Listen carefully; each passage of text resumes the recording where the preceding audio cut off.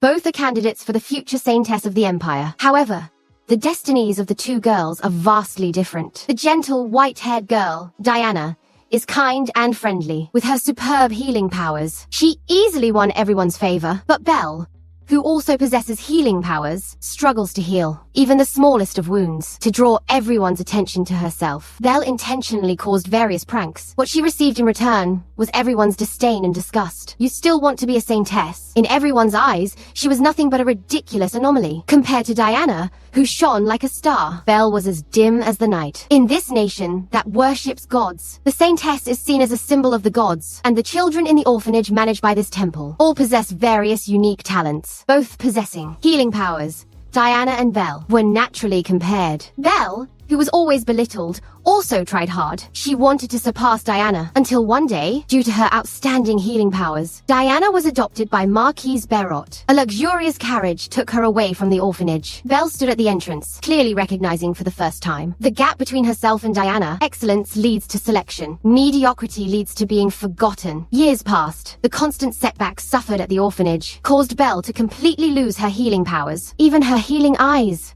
which could perceive life's state, had vanished. She thought her life would rot away in a corner. But suddenly, one day, Duke Callis and his son Edwin came to the orphanage, specifically requesting to adopt Belle. However, Belle was not enthusiastic about it at all. If the Duke knew she had lost her healing powers, he would surely abandon her without hesitation, just like her previous family. But when she met Edwin's cold, deep eyes, her heart uncontrollably sped up. He was like a prince from a fairy tale, noble and dazzling. "I want this one," Belle blurted out. Startled, the priest pressed her head and apologized repeatedly. And so, Belle became a member of the Duke's family. Belle was full of anticipation for her future life. But what she did not expect was that besides the Duke and Edwin, she was still an outcast rejected by others. One day, she overheard the maids talking. The current Diana not only healed the Empress's illness with her healing powers, but was successfully chosen as the new saintess, and even became Edwin's fiancée. Hearing this, Belle could no longer stand it. Extreme rage instantly consumed her reason. She rushed forward and pulled out your hair, shouting,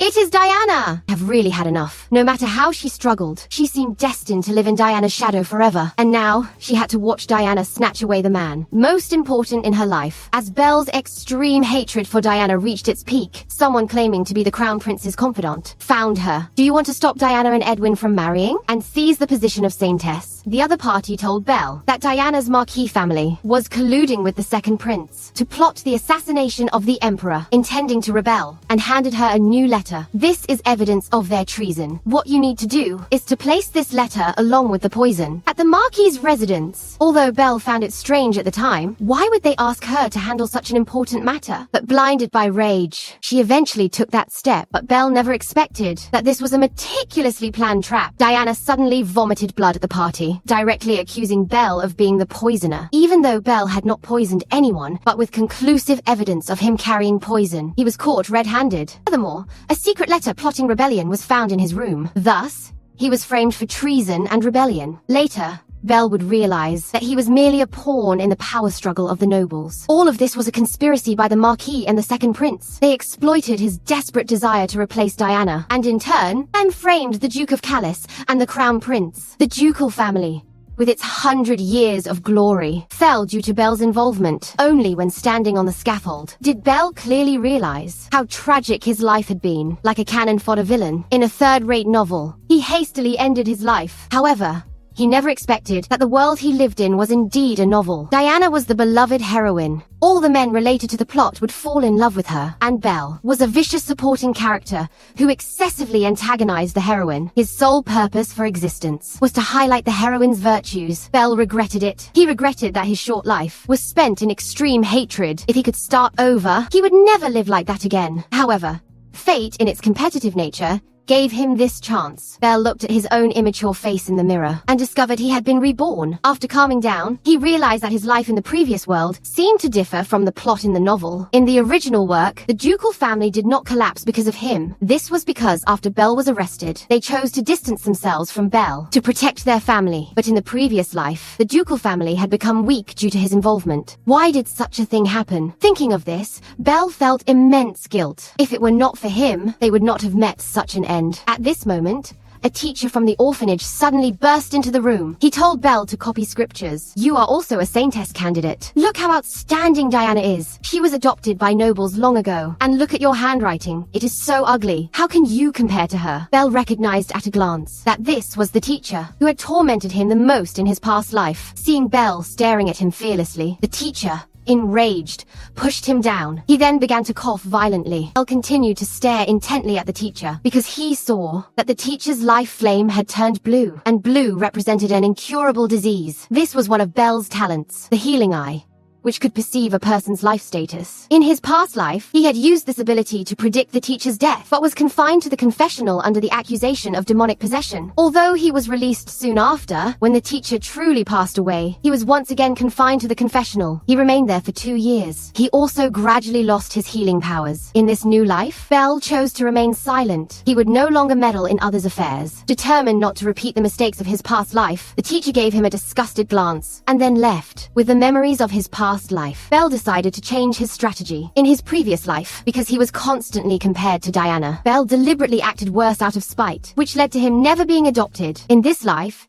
he had to perform well and leave this orphanage as soon as possible, armed with memories from his past life. Belle opened his notebook, confidently preparing to copy. But to his surprise, his handwriting was like a mess of scribbles. What was going on? In his previous life, at the Duke's estate, he had diligently studied writing and reading. Back then, he often threw tantrums because he could not write well. Every time this happened, Edwin would patiently help him untangle his pen, encouraging him to try again. He urged him to practice more. The Duke also often came to check on his studies. Even though his handwriting remained wild, the Duke would praise him gently under their attentive companionship. Belle gradually opened her heart. He no longer deliberately misbehaved to get attention, but sincerely regarded the Duke as his own family. The days at the Duke's mansion were his warmest memories from his past life. Belle wanted to see them again, wanted to atone for his past mistakes. A week later, everyone at the orphanage was astonished to discover that Belle, who had always been a troublemaker, seemed like a completely different person. He no longer wasted food, persisting in finishing it even if it was hard to swallow. When someone questioned him about secretly throwing away food, Belle suppressed his anger and patiently explained, his kind and friendly demeanor leaving the other person dumbfounded. Belle believed that as long as he worked hard to change, he would surely be able to see the Duke's family again. Suddenly, a teacher rushed over, handed Belle a formal dress and told him to change quickly. He was told that a noble visitor was coming to see him. Belle felt a little uneasy. According to the timeline of his past life, he would not meet the Duke for another 2 years. He wondered who this visitor could be. As the grand doors slowly opened, Belle could hardly believe his eyes. Standing there was the Duke's family he had longed to see. For some reason, their meeting had come earlier this time. Belle was trying hard to control his excitement. He elegantly lifted his skirt hem and bowed. "Hello. I am Belle." The Duke looked at the polite little girl before him, his eyes full of tenderness. Next, the priest introduced Edwin to Belle. Just one glance at Belle, and Edwin almost lost control of his emotions. He bowed to Edwin and greeted him. Unexpectedly, the other person suddenly leaned in. "Don't you have anything to say to me?" He pointed to himself. "Don't you want me?" This sentence instantly struck Belle. The scene of their first meeting in his past life flashed in his mind, merging with the present. Belle's tears instantly welled up and spilled out. Edwin was asked by the Duke to comfort the crying Belle,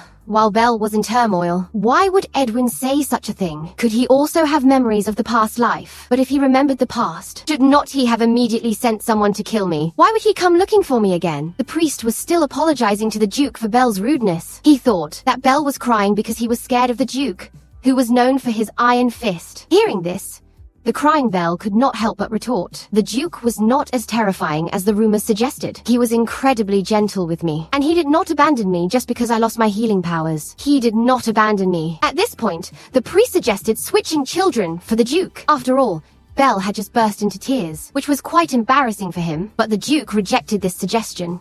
"You must understand, this child is our only hope now. The child you sent before could not cure that illness either." Belle suddenly remembered that during this period in his past life, it was when the Duke's youngest son, Joshua, was critically ill. At that time, the Duke had consulted countless renowned doctors, but to no avail. In the end, he had no choice but to go to the orphanage and hire Diana at a great cost to treat Joshua. But even Diana, with her powerful healing abilities, could not completely cure the disease. She could only do her best to prolong his life. When Belle was 7 years old, Joshua passed away. Belle suddenly wondered, why had the Duke given up on Diana now and come to him directly? Could they really have memories of the past life? At this moment, the Duke suddenly walked up to Belle.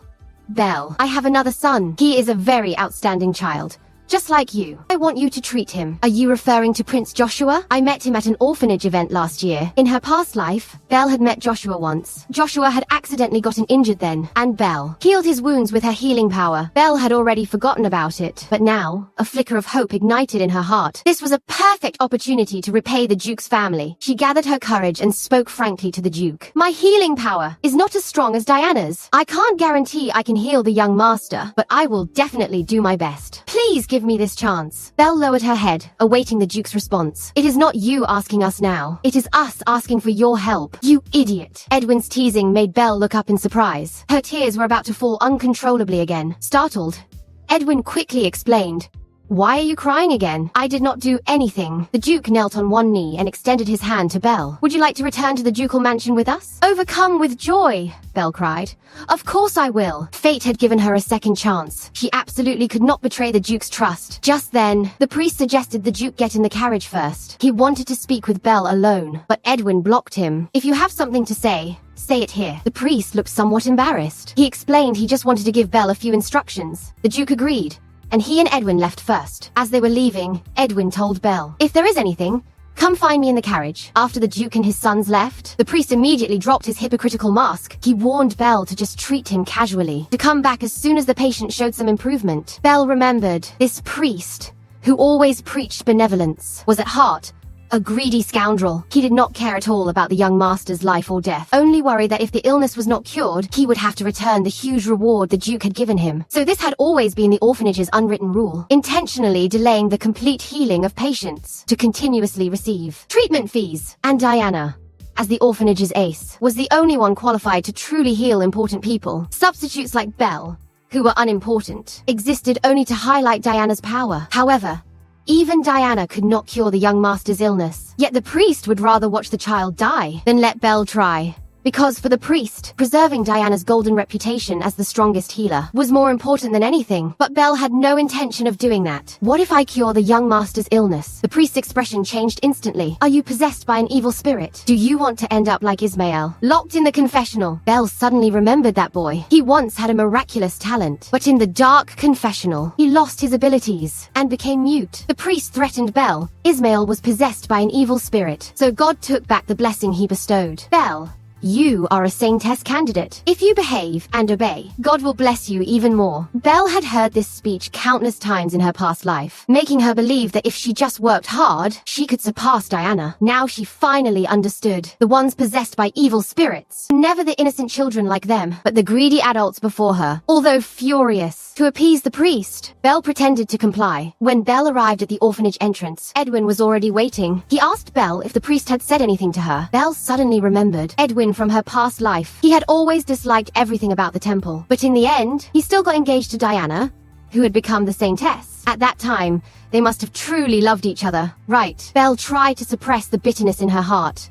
"It is nothing. He told me to properly treat young Master Joshua." The carriage arrived at the Duke's mansion. Looking at the familiar grandeur before her, Belle finally felt a sense of returning to life, a concubine's feeling. Due to Joshua's critical condition, they went straight to the sick room without stopping. The frail boy on the sickbed was on his last breath. His pale face had no trace of color. Due to an unknown reason, his skin had been continuously bleeding. After a brief exchange, Belle stepped forward to examine Joshua's condition. The bandage on his leg had just been changed, but it was already soaked with blood. Belle suddenly remembered that Joshua's cause of death in her past life was a heart attack, not excessive bleeding. She focused her gaze on Joshua's heart area. A ball of orange flame was flickering. Patients with incurable diseases of unknown causes would show orange flames. This was a sign only the eye of healing could see. Could it be that due to the prolonged bleeding, the already fragile heart had become even weaker? If that were the case, and the illness should be in the heart, is there any way to treat it? Just as Belle was about to answer, she suddenly noticed that at Edwin's heart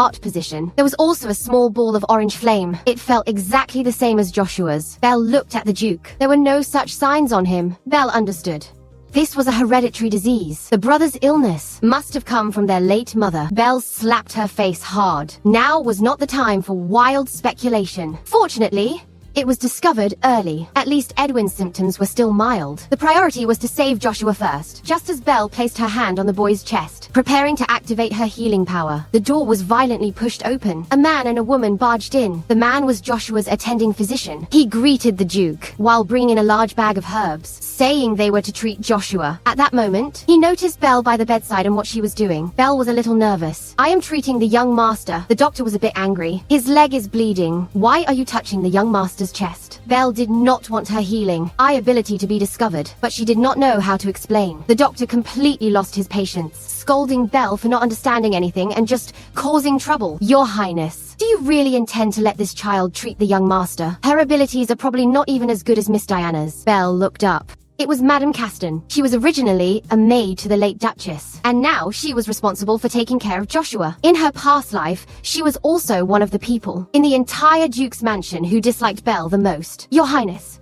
are you sure you want to entrust the young master to someone like this for treatment?" Before she finished speaking, the Duke silenced her. "Belle is a distinguished guest I invited. I do not want to hear such words a second time. I cannot stand by and watch my child die." The doctor still wanted to argue, but he met Edwin's cold gaze. "Are you questioning my and father's judgment?" Hearing this, the doctor dared not object further. Belle watched this scene with emotion. Edwin was always this calm and rational. "Can I treat him now?" "Yes.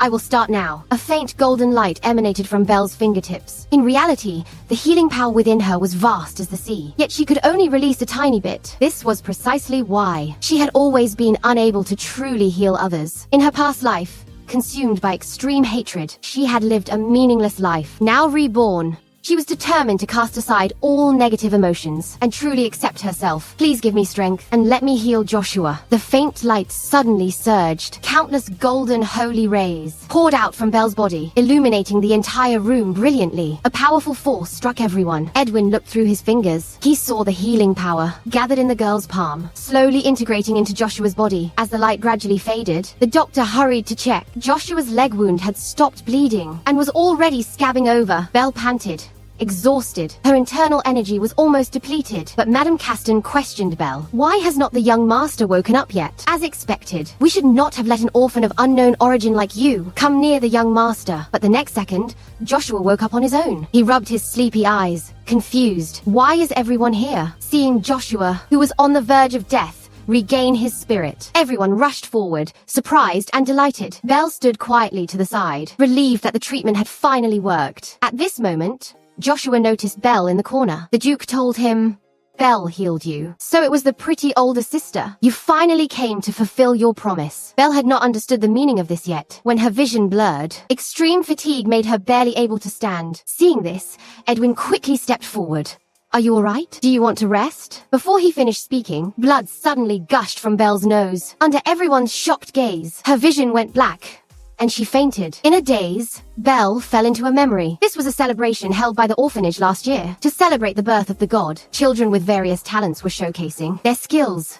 Every time this happened, to avoid patients seeking treatment, Belle would hide alone in the small woods. As expected, Belle found herself in the woods, and at this moment, she was treating Joshua, whom she had encountered by chance. So, even back then, Belle had been trying to treat Joshua's heart condition, but her abilities were insufficient then, and she failed. At this time, an attendant came to find Joshua, and startling Belle, who quickly ran away. She did not forget to make a promise with Joshua for their next meeting. "I will definitely cure your illness next time." Belle remembered that year, in the woods, she had met an injured and lost Joshua, and made a promise. She had not expected Joshua to remember it all this time. "Don't worry.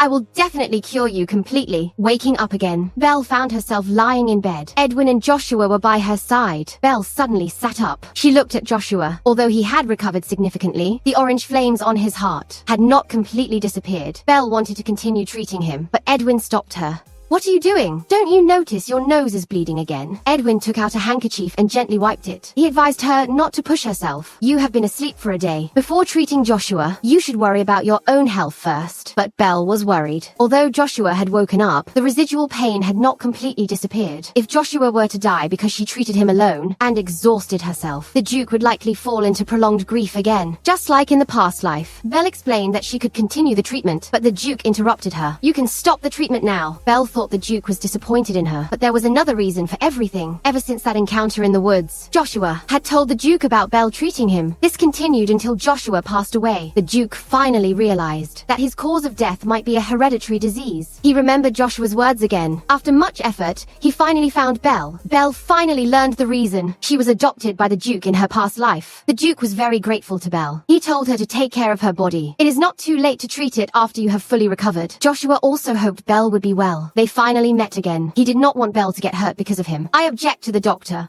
who had been silent. Suddenly speaking, the Duke thought he still doubted Belle's abilities. But the opposite was true. Belle's previous treatment had already fully convinced the doctor of her abilities. Therefore, he could not let Belle continue treating him. It would cause immense harm to his body, because when Belle fainted, the doctor noticed that his heart had stopped beating. As soon as these words were spoken, Belle's past life memories were immediately awakened. In her past life, she was arrested and imprisoned for the murder of Diana. There, she suffered torture from Fei Yuan, and she also discovered another hidden ability. The second prince looked proudly at Belle, the heart that was removed from her body. Is this divine protection? Any wound can heal instantly. She can continue to live even without a heart. If the temple knew about this, they would immediately make you the saintess. Belle touched her chest. Indeed, she could not feel her heartbeat. Could it be that even though she was reborn, her stolen heart did not come back with her? If she did not have a heart now, what was sustaining her life? Could it really be, as the second prince said, that God was protecting her? The doctors speculated that Belle might have overused her healing powers, leading to a temporary cardiac arrest. Although she had woken up now, her heartbeat was still extremely weak, almost undetectable. If she continued to treat him, she would likely be trading her life for Joshua's. But Belle insisted stubbornly, if I could live without a heart in my past life, I can do it now too. My body is very good. Nothing will happen. When I was in the orphanage, I was the healthiest child. Belle argued vehemently, but the doctor firmly disagreed. Seeing that they could not agree, the Duke,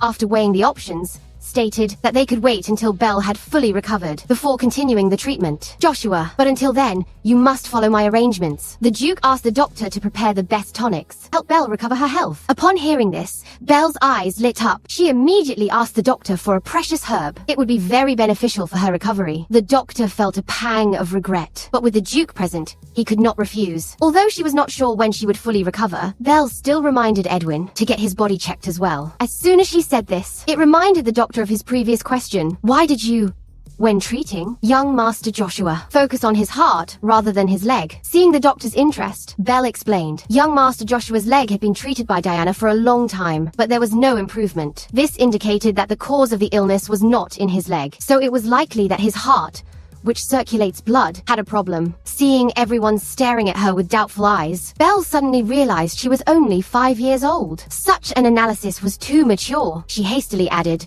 I read it in a medical book, but this made Edwin even more puzzled. Can you really understand it? Of course, I can understand a little bit. Thanks to Belle's reminder, the doctor finally realized that Joshua's heart might have a problem, and this kind of heart disease is usually hereditary. That is why I asked the eldest son to get a physical examination. The doctor carefully recalled that the Duke's family had no such medical history. The problem might lie with the late Duchess. Everyone suddenly understood. So Joshua's illness really originated from this. The doctor felt some regret. He had let Joshua's illness be delayed for so long. What needs to be done now is to examine Edwin's heart to prevent the disease in advance. As a token of gratitude, the doctor gifted Belle some of his treasured herbs. Belle finally felt relieved. The treatment was finally over. The orphanage sent someone to pick Belle up. Although she did not want to leave the Duke's mansion, Belle still had to bid them farewell. Fortunately, her worries were resolved. Joshua was out of danger, and Edwin would also undergo a heart examination. She smiled and bid farewell to everyone, including young Master Joshua. I hope that when I see you again,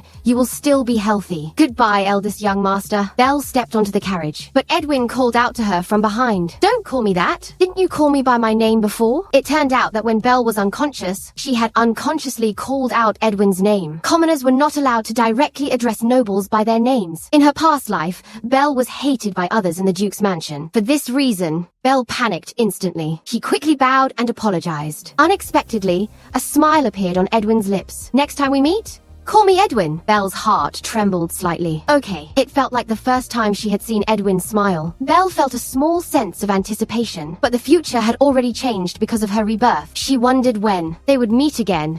Belle, as the cannon fodder supporting character in the novel, had actually surpassed the heroine and saved the young master who was on the verge of death. The Duke's family, deeply moved, decided to formally adopt Belle. Edwin praised Belle highly. In stark contrast, Diana, known as the strongest healer, was helpless regarding Joshua's condition. The orphanage's response to this was, healing power only works on those who still have life force. If young Master Joshua's condition did not improve, it could only mean he was close to death. Hearing his brother being so easily sentenced to death, Edwin broke down. He fell into deep self-blame. If I had not persuaded him to go out and play back then, his legs would not have been injured from falling. This is all my fault. Despite the Duke's repeated reassurances, Edwin locked himself in his room for several days and refused to come out. Until one day, Edwin suddenly came to find the Duke himself. But as soon as they met, the Duke keenly sensed that his son seemed different somehow. Although his face was haggard, his eyes were unusually determined. Father, I know there is another Saintess candidate. Let us bring her back to treat Joshua. Edwin was always a precocious child, but from that moment on, the last trace of childish innocence disappeared from him. Even as Joshua's condition worsened, Edwin could maintain astonishing rationality and calmness. These were precisely the qualities required of a qualified heir. But as a father, the Duke felt somewhat uneasy seeing his change. The doctor also praised Belle's abilities highly. This girl not only possessed astonishing healing power, but also seemed to understand a lot of medical knowledge. However, the doctor always felt that Belle was special. Her pair of blood-red eyes, as if they could see through people, always gave him a sense of inexplicable unease. Could it be that because she took your precious herbs, you are thinking this way? But the Duke did not seem to care at all. He really likes this child. Don't you think he looks like a little rabbit? Isn't he cute? Edwin strongly agrees. I think his eyes are especially charming. The way they sparkle is like a beating heart. Meanwhile, Belle has returned to the orphanage. The father looks grim. He questions her why she healed Joshua's illness. The father throws her a document. It is an official document from the Callous Ducal House. The first point is to adopt Belle and sponsor her to become a saintess. The second point is regarding the orphanage. Since Diana's treatment was ineffective, the Ducal House, while not demanding the return of the huge fee, requests a detailed list of how all the funds were used. Belle is happy, but also confused. Since the Duke already knows the cause of Joshua's illness, he could simply have a doctor treat him accordingly, or ask her to treat him again when needed. Why adopt her specifically? The father grabs Belle's shoulders hard. Didn't I tell you to just pretend to treat him? Belle tries to explain. She only used a little bit of her power. She did not expect it to be so effective. It must be a miracle created by God's blessing. That is complete nonsense. The father is completely corrupted at this point. His face contorts. His entire head is surrounded by purple, eerie flames. How dare you ruin everything for me? That little brat should just die. Belle is shocked and speechless. Could it be that the father never wanted Joshua to live? Belle tries to argue, but the father has her dragged away, on the grounds that Belle is possessed by an evil spirit. She is locked in the confessional. Prepare to atone for your sins to God. Belle knows very well what awaits her. In her past life, she was stripped of her healing powers here. Now, having finally been reborn, things have taken a turn for the better. She absolutely cannot sit idly by and wait for death. Belle was locked up for 2 days. Suddenly, a strange chanting sound comes from inside the cell. Belle feels a strange sense of familiarity. In her past life, she seems to have heard Diana read something similar. Could the chanting be some kind of ancient language? Just then, a huge red magic circle suddenly lights up on the ground. The eerie chanting also gets smaller and smaller. Belle suddenly feels that something is terribly wrong. She wants to shout for help, but it is all in vain. Belle is surrounded by a sense of powerlessness. Is her power going to be taken away again, like in her past life? Like this. Just as Belle's consciousness is gradually fading, she suddenly hears a man shouting her name. It is actually Edwin, who has grown into an adult. He cuts the bars with his sword and rescues Belle from the death row. Belle did not expect that in this situation, Edwin would actually come to save her. The two quickly flee, but are closely pursued by the pursuers. Edwin tells Belle to hide first, and he will lure the pursuers away. But Belle is afraid that there will be no other chance. She eagerly explains that she did not want to kill Diana, nor did she hide those false accusations of the Duke's treason. But Edwin says nothing. He just puts a glass bottle into Belle's arms. This belongs to you.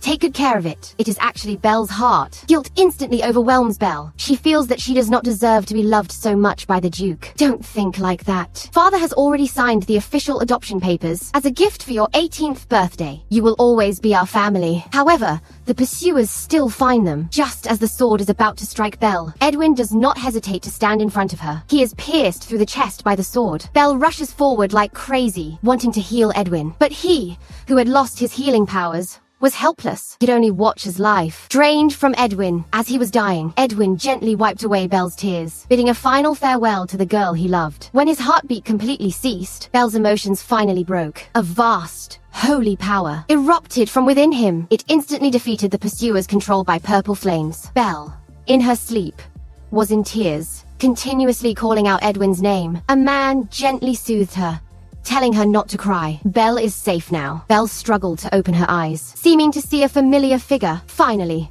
she fell into a deep sleep with peace of mind. As soon as the girl opened her eyes, she found herself being held by the Duke. Belle realized she had been saved. Meanwhile, the priest, the culprit, rushed over, shocked by the Duke's sudden appearance. The Duke handed Belle a packet of medicine. "This is the medicine you got from the doctor. Keep it safe now." Belle immediately understood. This must be what she dropped in the confessional. And the Duke, having found the medicine packet left in the corridor, realized something had happened to her. The Duke put Belle down and glared sharply at the priest. "You would better explain to me why Belle was locked up in this prison." Priest hastily explained that this was an exorcism room. After Belle returned from the Duke's mansion, she was possessed by an evil spirit and needed to undergo an exorcism here. The Duke sneered and drew his sword. "Are you sure it is you who is possessed by an evil spirit? Shall I personally exorcise you?" Just as the sword tip approached the priest, a voice, old and majestic, suddenly rang out. "What is going on?" Everyone was shocked. It was Pope Montimus of the Holy See. "I heard that the Saintess candidate healed your child's illness, so I came to offer my congratulations." The Pope walked over slowly. Upon hearing this,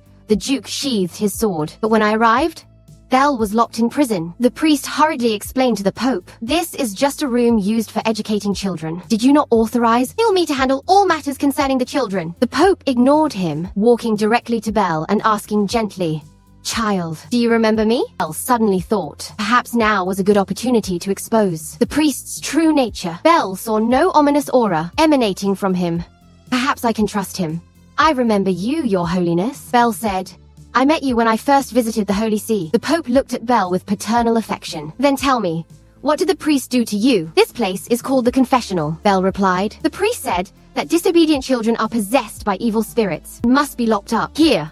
But please believe me, I have never been possessed by an evil spirit." Years of pent-up grievances turned into tears that welled up. The Pope gently stroked her hair and immediately ordered the priest to be expelled from the Holy See, and that all involved parties would be severely punished. Belle had intended to expose the truth about the confessional and the deprivation of children's abilities, but she had no evidence. Moreover, even the Pope could not decipher those ancient runes, so she had to give up. However, it was comforting that such incidents should not happen again. The Duke suggested handing the priest over to the Imperial Investigation Bureau for a thorough inquiry. This matter involved Belle, and he would never stand by and do nothing. The Pope agreed, entrusting the Duke to handle the subsequent affairs. Belle watched the Pope's retreating back. Around him, white halo symbolizing aging lingered. This was an irreversible natural law. Belle could only silently pray for him. As they were about to part, Belle paid one last visit to the father. As soon as he saw Belle, the father started cursing. The strange purple flames ignited on his head again. Belle suddenly remembered that these were the same flames as those on the soldiers who had chased him in his past life. Since he had been able to defeat those soldiers back then, he should be able to subdue the father now. "Let me exorcise the evil spirit within you." As the power surged, the purple flames were instantly scattered by golden light. The father let out a piercing scream and then collapsed to the ground. The Duke noticed that Belle had a fever and prepared to take him to rest first. But Belle just wanted to leave this place quickly, and so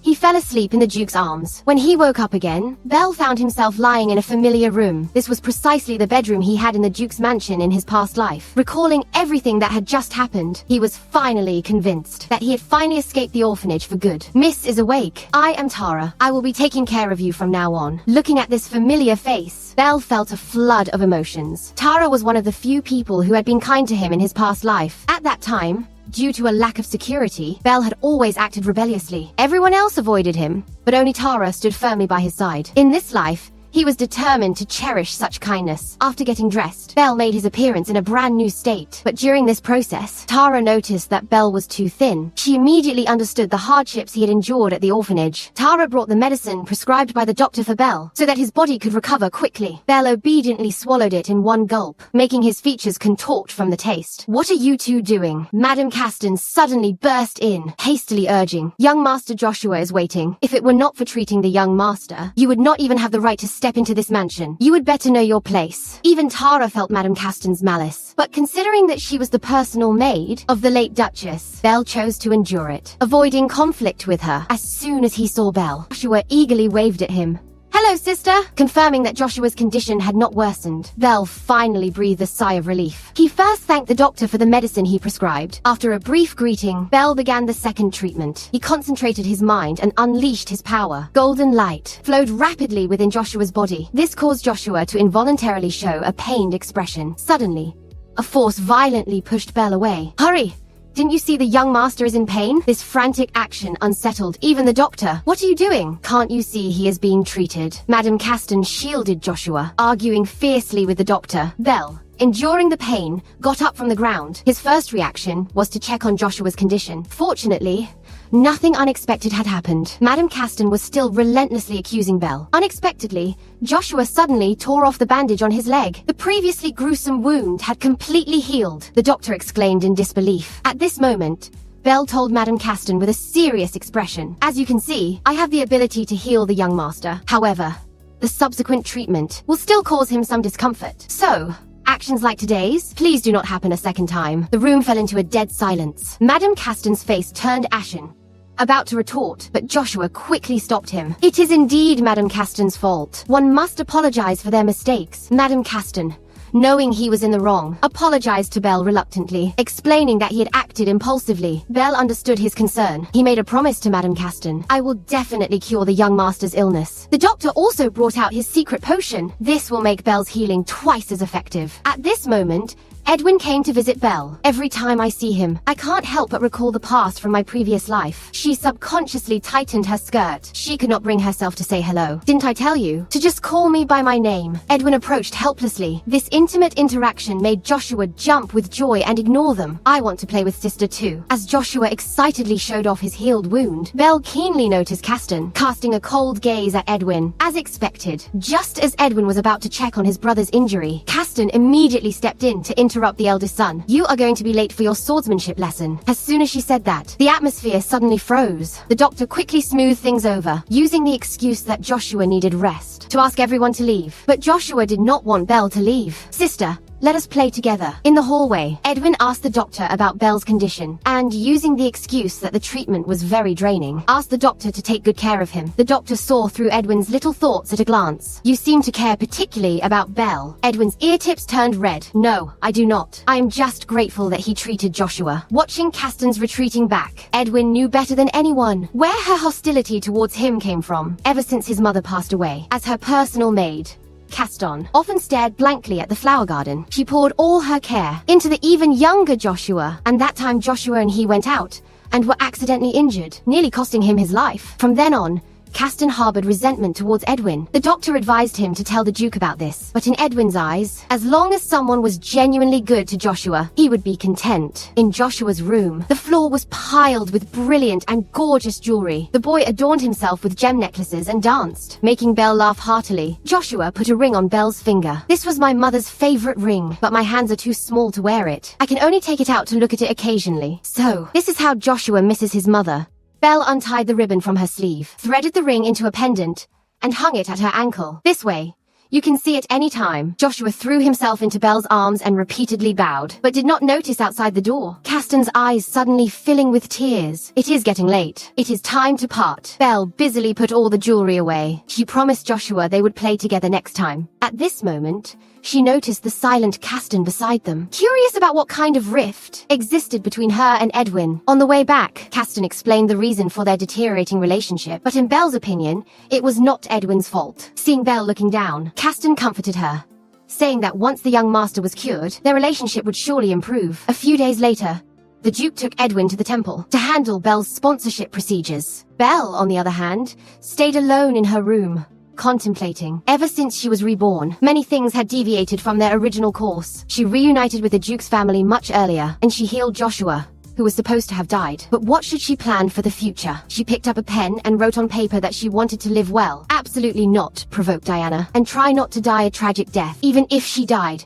she could not implicate the Duke's mansion. To prevent accidents, she still had to strive to become stronger. At this moment, she thought of her lost heart. She wanted to find it back, but had no clue. Belle threw the paper into the fireplace. As the fire snake coiled around the list, the door was suddenly flung open. Madame Caston, followed by a group of maids, stormed in aggressively. The Duchess's ring is missing. We are going to search your room now. The reason is that on the corridor leading to Belle's room, we found a ribbon from his skirt. More importantly, besides Joshua and Madame Caston, only Belle saw this ring when they played last time. The maid, Tara, tried to stop them, but Belle voluntarily opened the door to cooperate. Given his current predicament, cooperating with the investigation was the wisest move, but they never expected that. During a maid search, the ring would be found in the closet. Belle could not believe it. Thinking it impossible, he hurriedly explained that he did not steal the ring. But why would it be in your room? Faced with everyone's doubts, Belle was speechless. Just then, Joshua rushed in, defending Belle. Sister Belle would absolutely never steal anything. Madame Caston was busy comforting the crying Joshua, but a young maid suddenly shouted, "The young master has been deceived by him. If he did not steal it, why would the ribbon that tied the ring be found in the corridor?" This statement made Belle suddenly alert. The only ones who saw him tie the ring to the ribbon were Madame Caston and Tara. How did this maid know about it? Faced with Belle's questioning, the young maid clearly began to panic. "I have no enmity with Miss Belle, so why would I frame him? Then let me investigate this matter myself." The Duke and Edwin suddenly returned. The moment she saw the Duke, the young maid's forced composure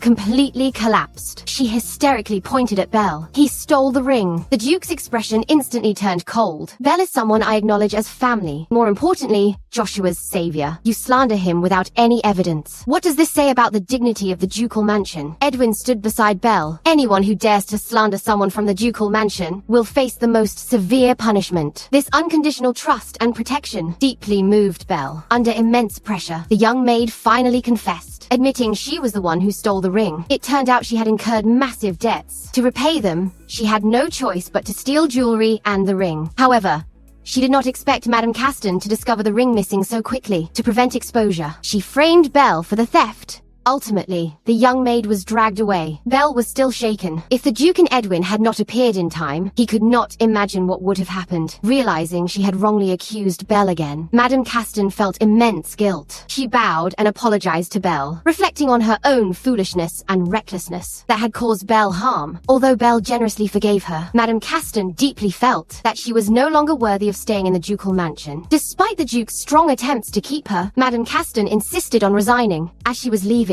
Joshua tightly hugged the maid who had cared for him like a mother. Belle also solemnly promised Madame Caston, "I will do my best to heal Joshua. Although my abilities are not as good as Diana's, you are not inferior to Miss Diana at all. If I can meet Diana in the future, I will tell her not to worry about you anymore." So that is why.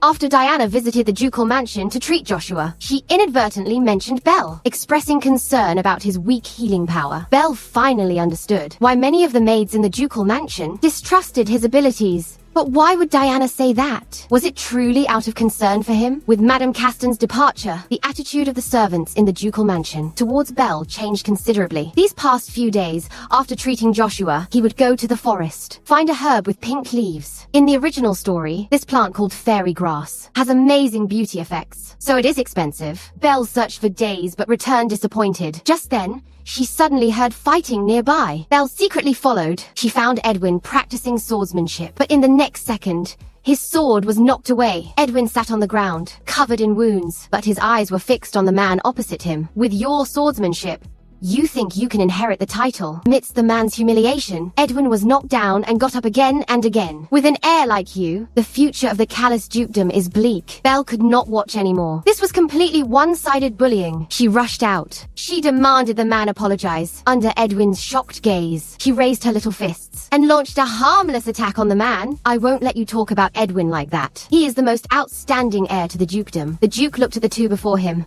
a little flustered. "Sven, The strongest guardian knight. Why are you in such a sorry state? Because he said very harsh things to Edwin, Belle explained indignantly. But she did not know that this was all something Edwin had requested. It turned out Edwin felt his current abilities were too weak and wanted to become strong quickly to protect what he cherished most. And those demeaning words were also part of the training to teach him to remain calm amidst provocation. He did not expect Belle to lose her temper first. Belle, do you know about the Shadow Legion? It is a mysterious organization that serves the ducal family, mainly responsible for carrying out secret missions. And Edwin, to gain command of a portion of the Shadow Legion, must first defeat Sven. Therefore, Sven has also intensified the training. Belle finally realized she had misunderstood. She quickly stood up and bowed to Sven to apologize. Sven generously forgave her. At the same time, he praised Belle's courage in defending Edwin, but he also warned Belle that one day this courage might become recklessness, potentially bringing disaster upon herself. Speaking of which, why did you come to the training grounds? Edwin's question made Belle a little embarrassed. She explained that she was actually digging for herbs in the nearby woods. I saw it in the trees. It had pink heart-shaped leaves. It was beautiful,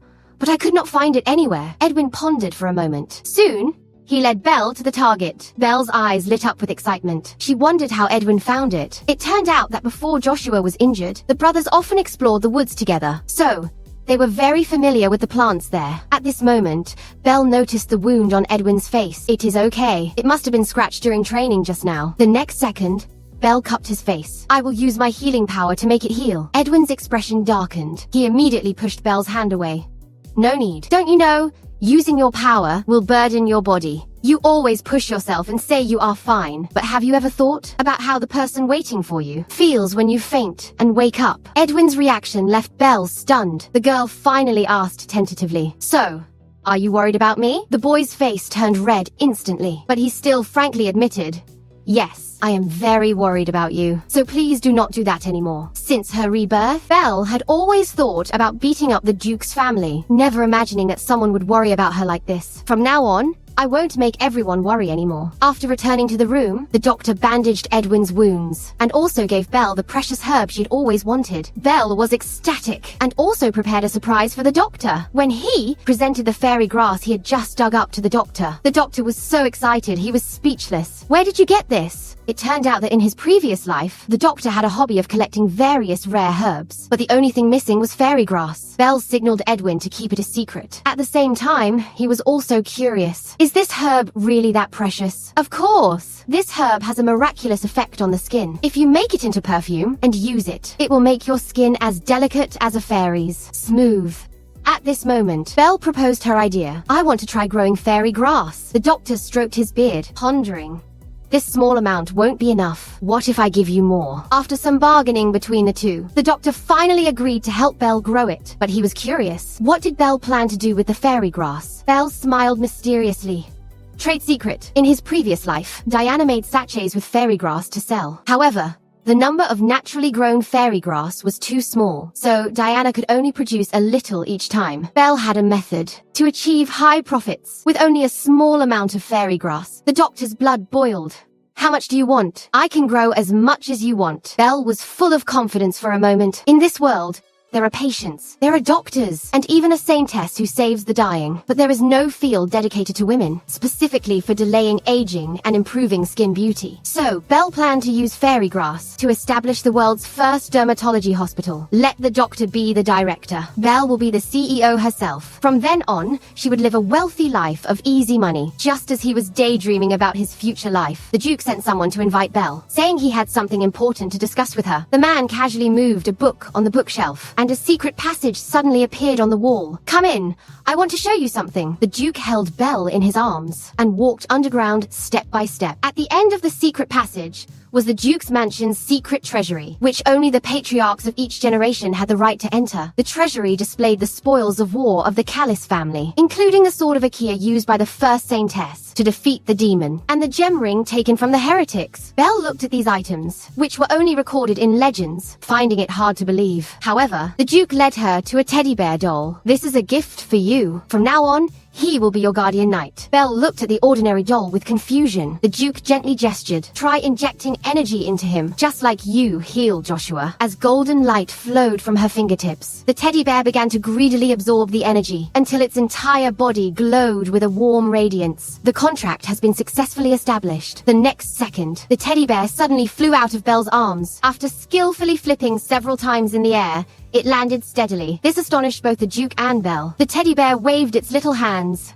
My name is Teddy Bear, and I am Belle's guardian knight. From that day on, Duke became an obsessed, doting parent. Not only did he give Belle a more luxurious room, but he also showered her with clothes and toys. The gifts he received daily could pile up into a small mountain. Now Joshua was doing cardiac rehabilitation every day, and the doctor was busy growing fairy grass. With nothing to do, Belle thought of Edwin and decided to visit him. When she pushed open the training hall door with food, she saw Edwin and Sir Sven engaged in a fierce battle. But unlike the last training session, this time they were using real swords. At this moment, Edwin also noticed Belle. He exclaimed, "Oh no, Sven is unusually agitated today. In this state, he is prone to losing control. What if he notices Belle? I do not know what will happen." Sven seems to sense something and is about to turn back. Edwin suddenly asks loudly, "Do you regret saving my father on the battlefield that day?" Sven's expression freezes instantly. "What do you mean by asking that now? I just want to confirm if you regret your sacrifice back then." Sven was severely injured and disabled in the leg when he saved the Duke back then. This has always been a pain in his heart. Edwin wants to use this to attract his attention. Sven grips his longsword tightly, sneers inwardly. "If you can defeat me, I will tell you." Noticing Sven's attacking stance, Edwin prepares to face him head-on. But in the next second, Sven quickly turns and charges towards Belle. Belle is caught off guard by this sudden turn of events. Edwin desperately chases after him, but it is too late. Just as the sharp blade is about to strike, it is suddenly repelled by a force. The Duke shields Belle behind him, glaring at Sven.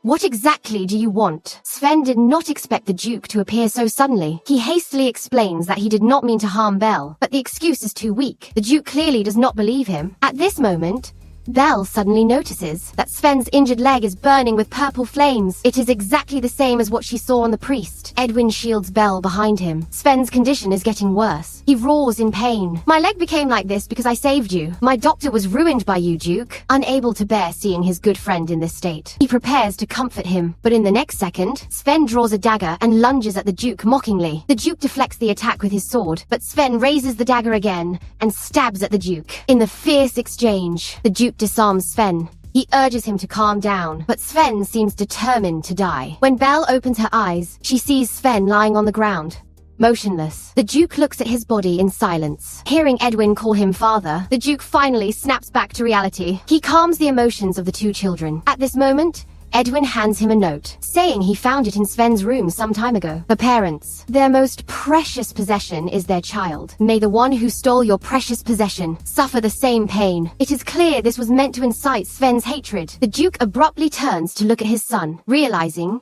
he knew Sven harbored resentment, but had been silently enduring it. Back in the room, Belle tends to Edwin's wounds, recalling the purple flames she saw on Sven. A sense of unease lingers in her heart. Learning that Edwin knew Sven harbored hatred, Belle asks him, "Why did not you ask the Duke to change Sven's sword instructor?" "Because father owes him." The finest knight was forced into becoming a sword instructor due to his injury. This is also why Edwin had been enduring it. He thought that if he just endured it, everything would pass. But Sven's hatred grew deeper and deeper, until he turned his blade towards Belle. Looking at the boy's dejected expression, Belle hugs him with concern. "Next time something like this happens, please tell me." In the blink of an eye, Belle had spent several months at the Duke's mansion to cure Joshua, and researching fairy grass with the doctor became her routine. Belle also gradually integrated into the Duke's family, this warm, big family. That day, a carriage suddenly arrived at the Duke's mansion. Belle learned from a servant that Miss Diana, from Marquis Berot's household, had arrived. Her arch-nemesis from her past life suddenly visiting left Belle flustered. She looked blankly at the maids. "You have all dressed yourselves up so elaborately." Her mind filled with questions. Diana came to see Joshua. She came specifically to apologize for not being able to cure him. But why would she dress like this? Tara smiled and explained, "Of course, it is to show your friends your new look." Belle thought it made sense. This was a perfect opportunity to show Diana that she had changed. Maybe they could even be friends later. When Belle met Diana with trepidation, the other party actually gave her a hug. "I missed you so much." Diana's intimacy made Belle a little uncomfortable. When did their relationship become so good? Just as Belle was about to reciprocate, Diana suddenly let go. She turned and asked her maid, Lily, to bring out a box of pastries. "I bought these walnut pastries, especially for you." Let us eat them together, the maid Lily boasted from the side. Our Lady said that Miss Belle did not have the chance to eat such good pastries before, so she bought them for you to try. Tara was displeased. She immediately retorted, the chefs at the Duke's mansion are very proud of their desserts, so we never eat these messy things from outside. Belle felt a bit awkward, but she still asked Tara to accept the pastries. But after you leave, the atmosphere between the two alone was awkward, just as Belle did not know how to start. Diana suddenly said in a low voice, I have been worried about you. It is all my fault for not being able to cure Joshua, which led to you being forcibly detained here. Belle was stunned. She did not understand what he meant. The Marquis told me. He said the Duke forcibly kept another Saintess candidate at his mansion and lied that you had cured young Master Joshua. Isn't that true? Even if Belle was slow, she felt Diana's contempt.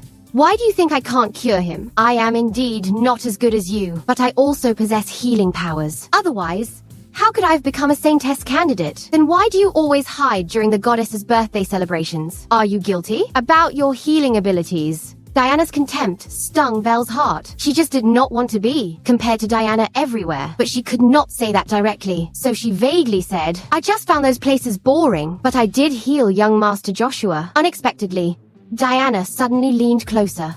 Belle, you can be more honest. Did the Duke find you imprisoned by the priest and take pity on you, bringing you here to torment you? Belle's breathing hitched. How did Diana know that she had been locked in the confessional by the priest? The priest cared most about his reputation. He would never leak this information. The department in charge of the investigation at the time also chose to keep it confidential to protect the temple's image. Diana's eyes darted. Casually, she said, I heard it from the Marquis. I did not expect the priest to be like that. It is truly surprising. Diana's behavior today made Belle feel completely unfamiliar. There was none of the gentleness from her past life. As Diana was eating the pastries, Belle suddenly noticed that at his throat, a small yellow flame had ignited. This was a reaction that only occurred during an allergy. Belle looked at the pastries on the table, feeling puzzled. Did Diana not know that she had allergies? Should she remind him? But she had eaten these pastries in her past life. At this moment, Diana took out the walnut pastry she brought and invited Belle to taste them together. As he picked one up and put it in his mouth, a strange curve formed on his lips. Belle suddenly realized something, but Diana's expression changed drastically. The flames in her throat suddenly surged. Belle immediately rushed forward, trying to get the food out of his mouth. Spit it out quickly. You will suffocate. The commotion attracted Diana's maid. Seeing Belle on top of Diana, he shoved Belle to the ground. What did you feed our young lady? Did you poison him? These words plunged Belle into despair. The scene before her overlapped with her past life. That day, Diana also had a sudden incident, and Belle was framed for poisoning Diana's cup. She was eventually beheaded. Fear turned Belle's face pale. I did not. I really did not. Belle, look at me. It was Edwin's voice, seeing that familiar face. The girl's tears finally broke free. I really did not do it. I know. Don't be afraid. The gentle comfort gradually calmed Belle, but the maid remained relentless. If he did not poison her, how could Miss Diana have ended up like this? Edwin glared at the maid. You would better watch your words. Otherwise, you can consider the consequences of your nonsense. Edwin sent someone to fetch a doctor and confirmed with Tara that the snacks were definitely not poisoned. The boy's protection finally made Belle realize, whether in her past life or this one, Edwin stood by her side. She had to pull herself together. She could not always rely on Edwin. Belle took a deep breath and walked towards Diana. He is not poisoned. He is having an allergic reaction. If he does not receive treatment soon, he will suffocate to death. The girl suddenly fainted after eating a snack. The maid insisted Belle was the one who poisoned her, but Belle knew clearly Diana was actually suffocating due to a nut allergy. Under Belle's emergency treatment, Diana's condition gradually stabilized. Meanwhile, Belle, having overused her healing power, was exhausted. But the maid, emboldened, said, since you can save him, why not also heal the rash on Mrs. Body? Edwin glared at the maid. Your request is too much. At this moment, Marquise Perrot rushed into the room. Diana, what happened to you?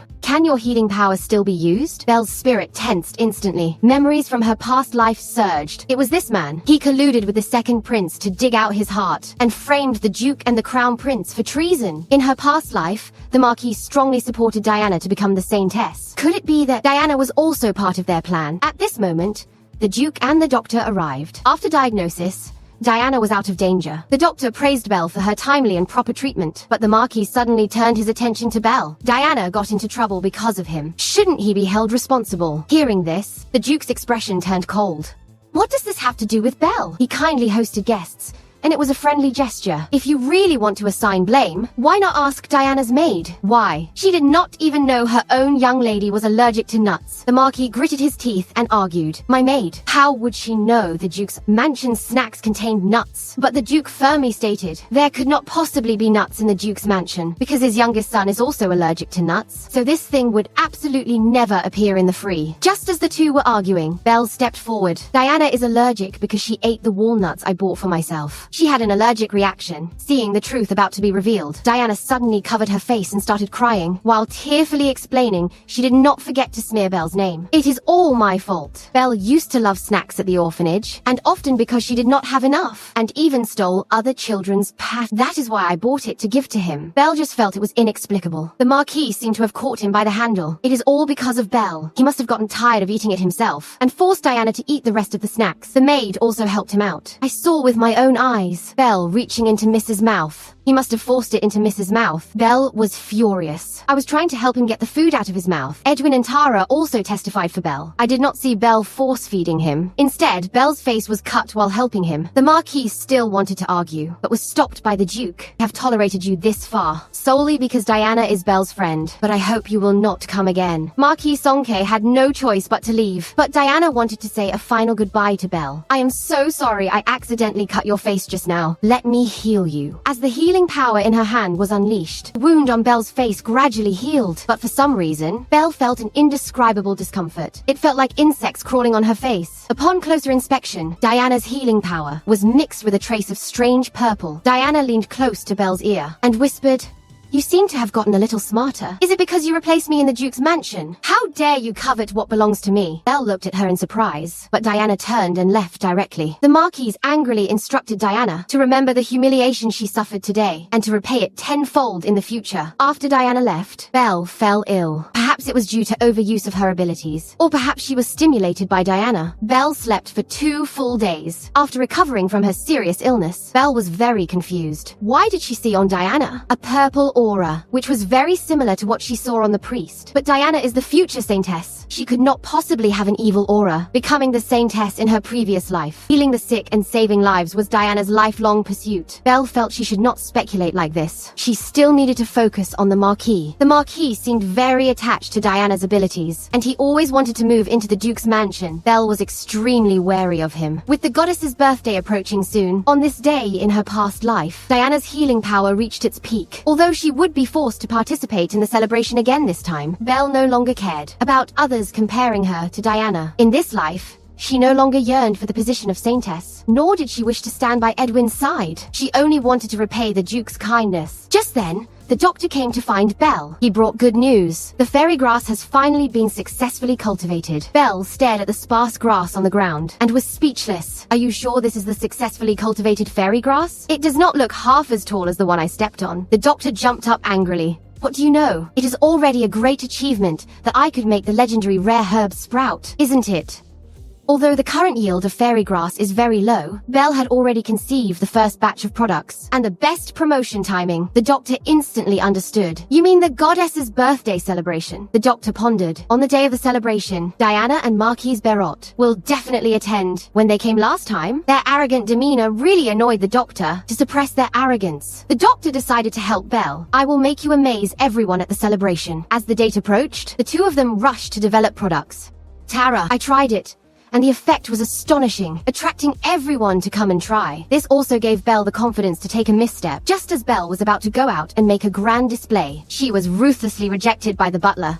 Miss, it is too dangerous for you to go out alone. Why do not you wait for the Duke to return and accompany you? Belle took out her guardian knight, Teddy Bear. If he protects me, you can rest assured. At Belle's command, Teddy Bear instantly became active. With a leap, he snatched the butler's leadership. He crushed it with 2 feet, flattening it into a pancake. I will eliminate anyone who makes things difficult for Belle. The butler dared not say another word. He quickly arranged a carriage to send Belle off. The Capital Merchant Association. Belle came here to apply for patents for her products, but found the hall crowded with children. Among them, a boy in a cloak was particularly striking. He sat there quietly, with no adults accompanying him. After inquiring, Belle learned that the royal family was holding a children's entrepreneurship competition, mainly to discover children with commercial talent. The prize money was as high as 5 million. Belle who was initially uninterested, instantly became spirited. She actively applied to register with the staff. If she could win the prize money, it would be perfect for her business as startup capital. But Belle felt an unfriendly gaze from behind her. Turning around, she met the boy's eyes. He could not possibly already see her as a competitor. Could he? Belle glared back directly, gesturing with her hand that the prize money would surely be hers. The boy was stunned for a moment, then got up and left. After completing all the procedures, Belle suddenly remembered that the boy had red hair and green eyes. These were characteristics possessed only by royal blood. The purer the bloodline, the more vibrant the color. In her past life, the second prince had always felt inferior about his brown hair and dark green eyes, but that child just now was likely the Crown Prince Caesar. But why would he be here alone? According to the original story, the Crown Prince, on the eve of the goddess's birthday, was attacked by assassins sent by the Empress while on a secret mission, suffering severe injuries and on the verge of death. Later, he sent someone to secretly contact Marquis Barot, asking Diana to treat him. Belle suddenly thought of something and rushed out alone. In her past life, due to her own foolishness, she caused the Duke and the Crown Prince to bear the charge of treason. If she could now alter this turning point, could she atone for her mistakes and prevent future tragedies? Belle searched urgently, but found bloodstains in an alley, along with the Crown Prince's brooch. At this moment, the assassins were closing in on the boy. The current Empress controls the royal court and could pose a threat to the Crown Prince at any time. The young Crown Prince, in order to cultivate his own influence, deliberately disguised his identity to hold the children's entrepreneurship competition, solely to select a child with extraordinary talent, to grow together with him while exchanging value. Clearly, this information had been leaked, and the Empress had already sent assassins after him. Looking at the boy confronting the assassins with a sword, the assassin's face was full of disdain. But in the next second, his chest was pierced by a blade. However, the power difference was too great. Seeing the assassin's sword about to strike him, a small bear suddenly appeared and kicked the assassin away. He grabbed the assassin by the collar. "Hello, I am Teddy Bear. I am Miss Belle's assassin." The assassin stared at the suddenly appearing doll, all dumbfounded. Teddy Bear approached them step by step. "I love the smell of blood. Let us play together." The Crown Prince had not reacted yet. When Belle arrived, panting, the assassination mode is surprisingly powerful. Belle extended her hand to the Crown Prince, asking if he was alright, but he stared at her warily. He waved away his hand and stood up on his own. Seeing that he was unharmed, Belle also felt relieved. He summoned Teddy, who had already dealt with all the assassins. Teddy prepared to leave. However, the Crown Prince suddenly collapsed to the ground. Belle rushed forward to check on him. She saw that a gruesome wound had appeared on his waist. Seeing the critical situation, Belle suddenly remembered what Edwin had said. Teddy could switch to giant mode. At Belle's command, Teddy instantly transformed into a 5-meter-tall behemoth. Belle's eyes sparkled with excitement. This is amazing, but now is not the time to be excited. Teddy held the two children in his arms. Belle stared at him. "Take the Crown Prince to the Merchant Guild building. In the open space behind it, there is a lot of foot traffic there. He will be found and treated quickly." Before that, Belle performed emergency treatment on him. By the time Belle returned to the ducal mansion, her unauthorized outing had already been discovered. "All right, come here, Duke." The doctor and Edwin took turns lecturing her, and she promised never to do it again. For the next few days, Belle kept an eye on the newspapers, but she did not see any news reports about the Crown Prince's injury. It seemed her actions had not affected the normal development of this timeline. Today is the celebration of the goddess's birthday, and also the day Belle plans to start her own business and make some money. She discarded the fancy dress and wore only the rough cloth clothes she brought from the orphanage. She brought the Duke's specially prepared anti-loss bracelet. She recalled her past life when she returned to the orphanage in a beautiful dress to attend the celebration, feeling out of place with her surroundings, and was met with disdain from everyone. At the time, she did not know why, until a child told her, "Your healing power is getting weaker, and you still dare to dress so ostentatiously. How ridiculous!" From then on, Belle changed her style of dress, becoming much more simple. Yet she was labeled as imitating Diana. It was then that Belle suddenly realized, that child, how did he know her healing ability was weakening? Even she herself did not know the reason at the time. Only later did she learn that her healing power had been stripped away in the confessional. But how did that child know so clearly? Just then, someone invited Belle. "The Duke and his young masters want to have breakfast with you." Belle was a bit surprised. Usually, everyone was busy with their own affairs, and they only met occasionally at dinner. This was the first time they were having breakfast together. By the time Belle arrived at the dining room, the father and his two sons had already been waiting for a long time. The harmonious atmosphere made Belle momentarily dazed. In her past life, She had also eaten with the Duke and Edwin a few times, but the atmosphere back then was always somewhat oppressive. In this life, Joshua was still alive, and everything was developing in a better direction. A small joy welled up in Belle's heart. Her efforts had not been in vain. At this moment, the Duke noticed Belle's skillful dining etiquette. I did not expect the orphanage would teach this. Belle nodded in silence. In fact, these were taught to Belle by the Duke in her past life, because in the orphanage, they could only use crude wooden hands. So when Belle first arrived at the ducal mansion and dined, she made quite a few blunders. But the Duke did not scold her. Instead, he patiently taught her the usage of each piece of cutlery. Belle remained grateful to this day. She was a little curious if it was a holiday today and why everyone was gathered to eat together. Today is indeed an important day. It turns out, the Duke already knew Belle was going to start her own business, and he specially came today to cheer her on. According to the celebration tradition, nobles will exchange special gold coins to purchase items made by the orphanage children, or to enjoy their special abilities. The child who earns the most gold coins will win the championship. The earnings of other children will belong to the orphanage. Belle originally just wanted to take this opportunity to promote her products. She would tell the Duke after getting the results. Unexpectedly, the doctor leaked the news in advance. At this moment, Edwin raised a question. Since you have the power to heal, why do not you use your identity as a same test candidate to accumulate gold coins? But Belle had no confidence in her healing power, especially with Diana present. She felt she could never surpass her.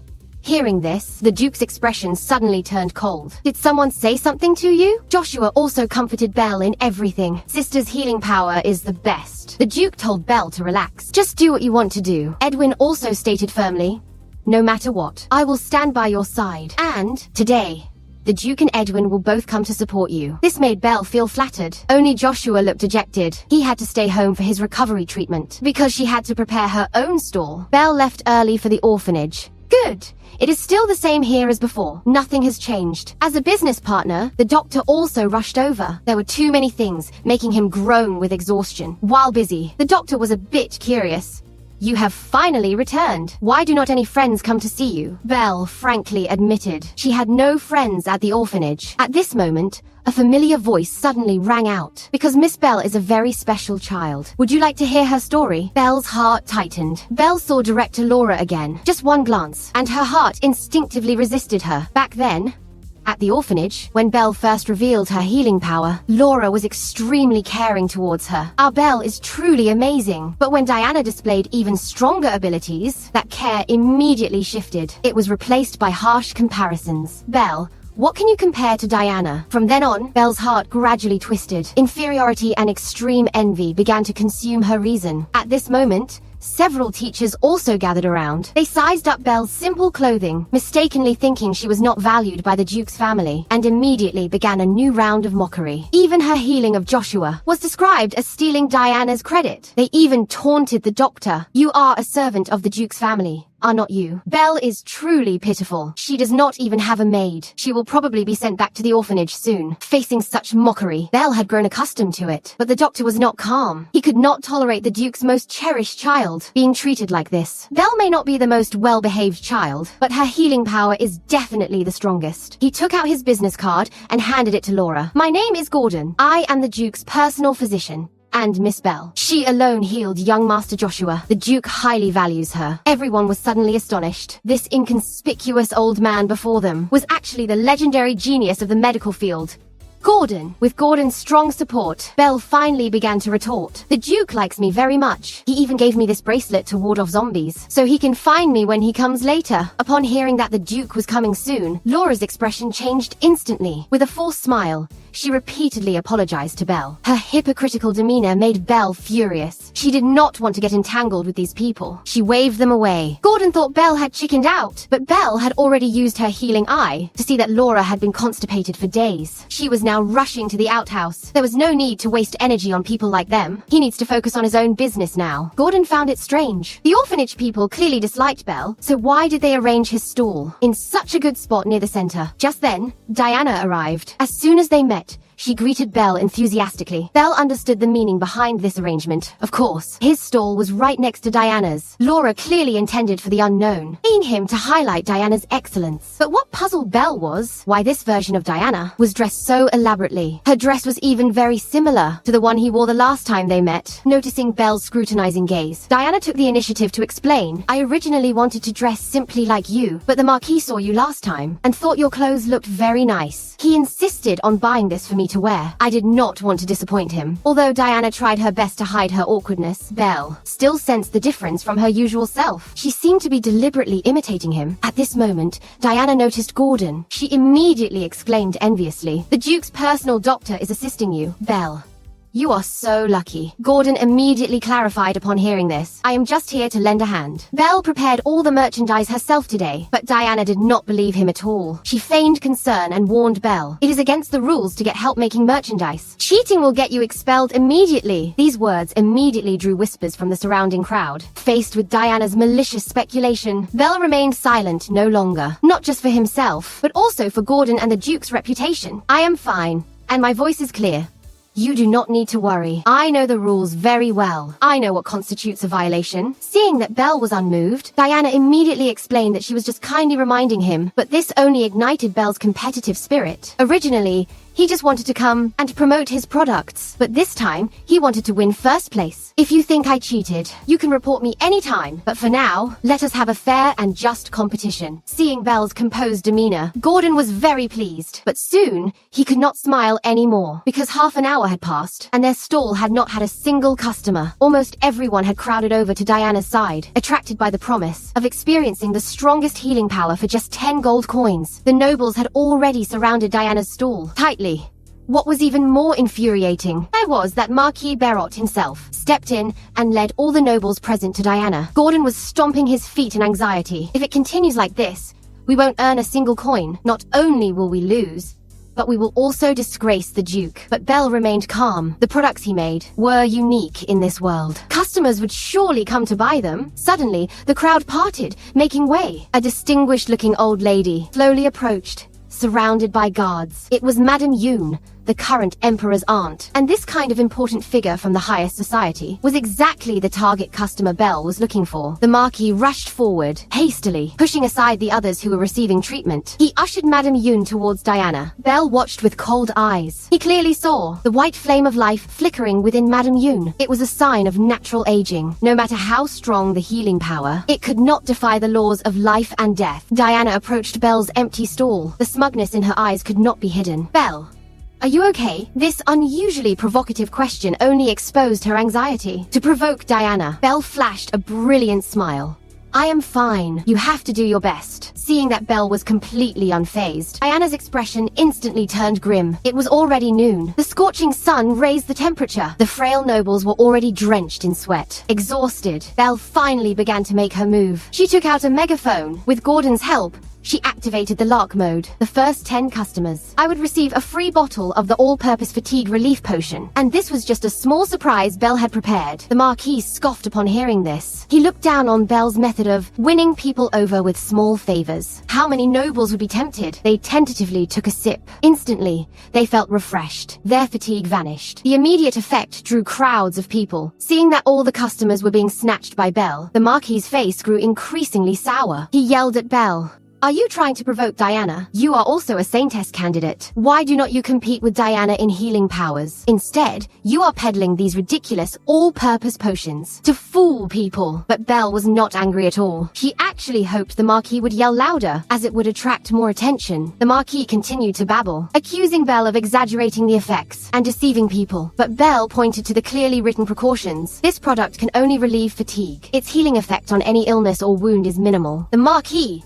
enraged, prepared to make a move. A cold voice suddenly rang out. "What do you think you are doing?" The Duke's appearance instantly silenced the crowd. The Marquis deflated like a pricked balloon and slunk away to the side. Belle, seeing the Duke and Edwin arrive, was overjoyed. The Duke examined the potions Belle had prepared. Upon learning that Belle had conceived and created them all by herself, he praised her highly. He offered to purchase some, throwing out a sack of gold coins.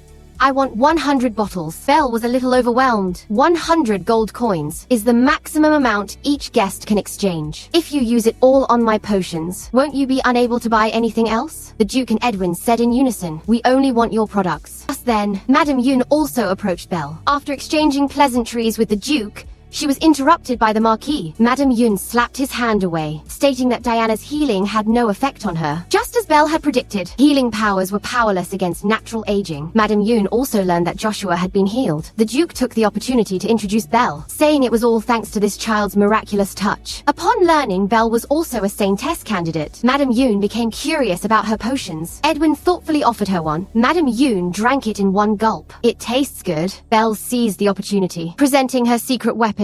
This is a spray made with the rare fairy grass, she explained. It is specially developed for distinguished guests like you. It can improve skin aging. The noble ladies present began to whisper amongst themselves. Gordon took the chance to promote the miraculous effects of fairy grass for beauty and rejuvenation. Everyone looked forward to it. Driven by curiosity, Madame Yun decided to try it. The fine mist gently caressed her face, and the refreshing scent was invigorating. You will see the effects in just 1 hour. But when Madame Yun learned that a bottle of the spray cost 50 gold coins, her expression changed instantly.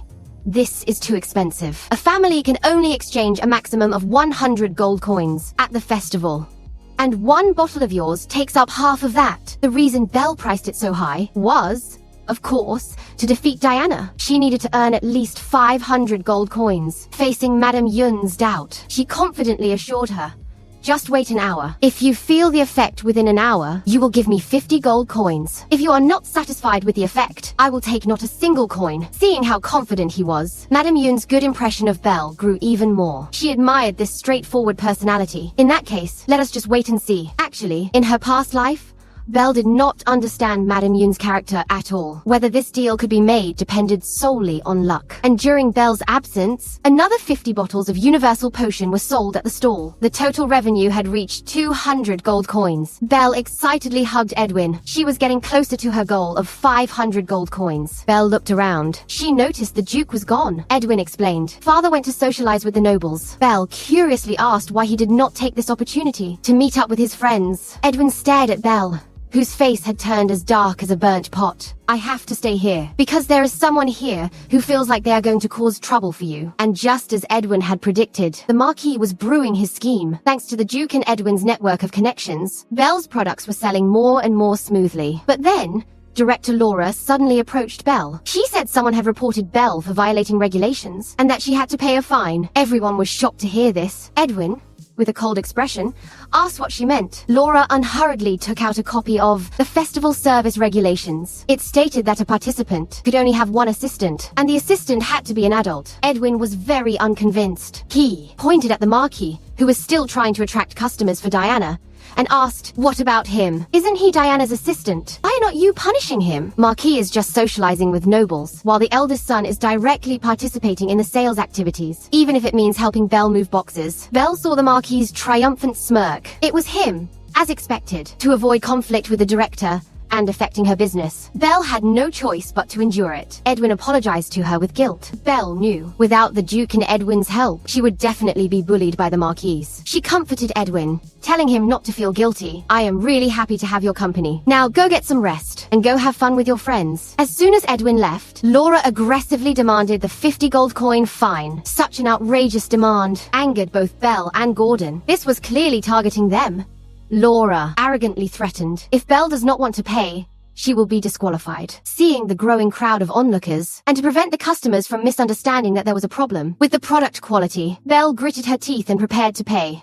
I have 50 gold coins here. Is that enough for the fine? Unexpectedly, Madame Yun suddenly appeared. He threw a bag of gold coins into Laura's hand. At this moment, she was radiant. Her wrinkles significantly reduced, as if she had become 20 years younger. She warned Laura to leave quickly, and not to interfere with Belle's business. Seeing how effective Madame Yun's usage was, Belle was a little surprised. The noble ladies who had been observing all rushed forward. They rushed to buy the fairy grass spray. 10 bottles of the spray were quickly sold out, leaving only the universal potions. This was beyond Belle's expectations. The sales reached an astonishing 700 gold coins. Gordon was overjoyed. Now, we can really slap the Marquis in the face. The mission was completed ahead of schedule. Belle excused herself to go to the restroom, but quietly went to the backyard of the orphanage. In fact, Belle's reason for participating in the festival this time was not only to promote her products, but also for another purpose: to enter the temple library to consult materials. While the staff were all helping in the plaza, he snuck into the empty library. He finally found the scriptures detailing the temple's history. He wanted to know why he was reborn and what secrets were hidden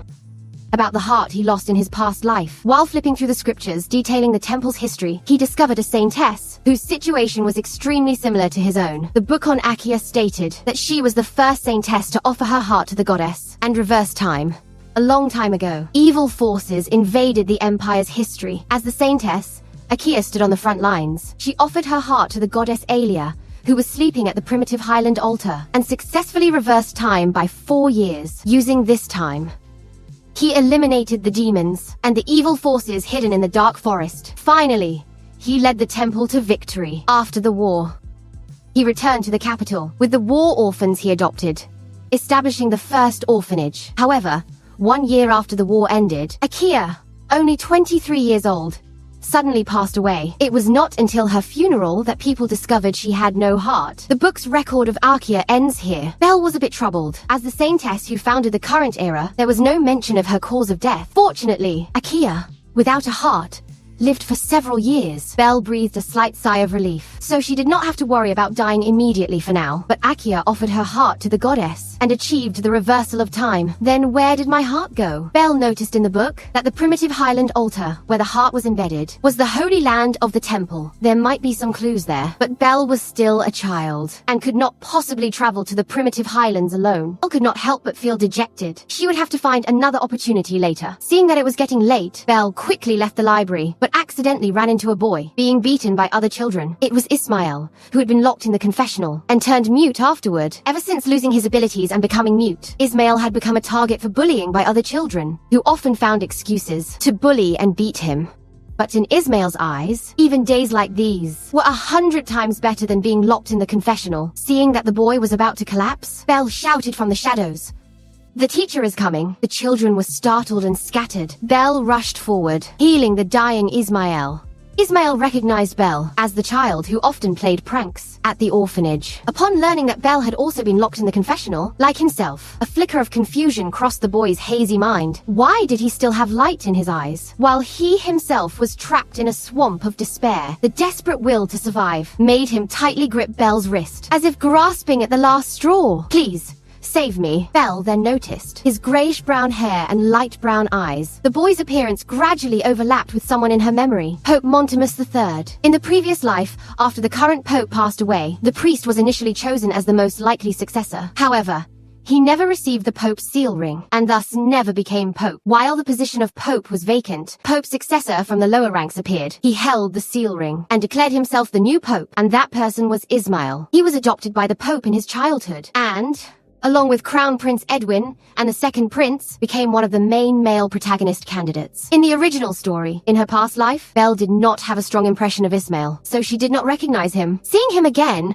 Belle's feelings were very complicated. In the previous life, just before he prepared for the saintess selection ceremony, the newly appointed young pope made a public statement in support of Diana. This made Belle furious. Feeling the temple was deliberately biased, Ismail at that time looked down on him greatly. He mocked him, saying he was just an ordinary orphan. "I can barely feel any Holy Spirit in you. Do you still think you are qualified to run for saintess? Look at Diana. She has been treating patients and went to the northern border to fight monsters. While you have not fulfilled your duty as a saintess candidate at all, the duty of choosing people." At the time, Belle only felt it was unfair, but now she understands why Ismail supported Diana. It is because he knew his powers were taken away, and he could not possibly be a suitable saintess. He was simply making the best choice as the pope. After receiving treatment, Ismail gradually woke up. At this moment, an announcement was made that the event was about to end. After confirming that Ismail was out of danger, Belle was about to leave when he grabbed the hem of her clothes. "Let me repay you," Ismail suddenly spoke. Belle looked at him in shock. He could actually speak. Had he been pretending to be mute all along? "I had no choice. I just wanted to escape from there. You know what I am talking about. You have always wanted to defeat Diana.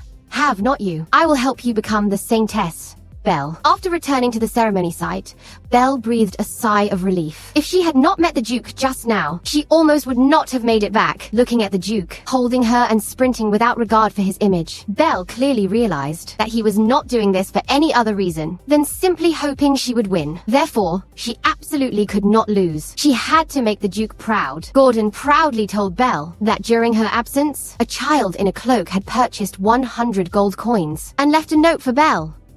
"This is for the treatment. See you next time." Belle instantly thought of the Crown Prince, but today was supposed to be the day. Diana and the second prince met for the first time, yet the second prince had not appeared until now. Could it have been the Crown Prince instead? This was Pope Montemus attending and presiding over the celebration. After the speech, the celebration began, with the children's earnings accumulating. Each generation, gold coins were poured into a specially made container, and the amount of gold coins was immediately displayed above. As each result was announced, Belle's heart grew more and more nervous. Diana, 770 gold coins. This result caused the entire audience to gasp in amazement. People were already congratulating Diana on winning first place. Belle, 952 gold coins, ranking low. With the final results announced, Belle had finally achieved her goal, but the Marquis was furious. "This is impossible.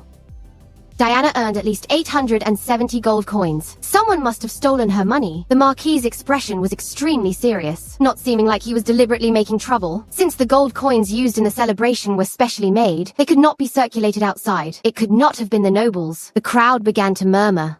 The blame naturally fell on the participating children. Just then, Director Laura suddenly persuaded the Marquis to wait until after the celebration to investigate. But the Pope frowned deeply, insisting on finding out the truth immediately. Upon hearing this, Laura's face turned ashen. The Pope personally checked the income statements of each participant. He suddenly called out to Belle, "I am not suspecting you, but according to the records, you are the only child who earned 100 gold coins twice. Among these two customers, one of them is the Duke, and the other's identity is unknown. Can you tell us who this person is?" Belle was conflicted. He knew that person must be the Crown Prince, but the other party deliberately hid their identity. There must be a reason for that. His silence was interpreted as distress by the Marquis. "Since you can't say, then you must have stolen it." The Marquis accused her without reason. "To win, you resorted to such dirty tactics." Everyone started to gossip. Even the Duke was implicated, saying he actually sponsored such a vicious girl. The Duke could no longer sit still. He walked towards the Marquis with a cold face. "Everyone saw you staring at Belle today, while soliciting customers for Diana. Are you saying this now to show off that you are someone who can't even guard a stall?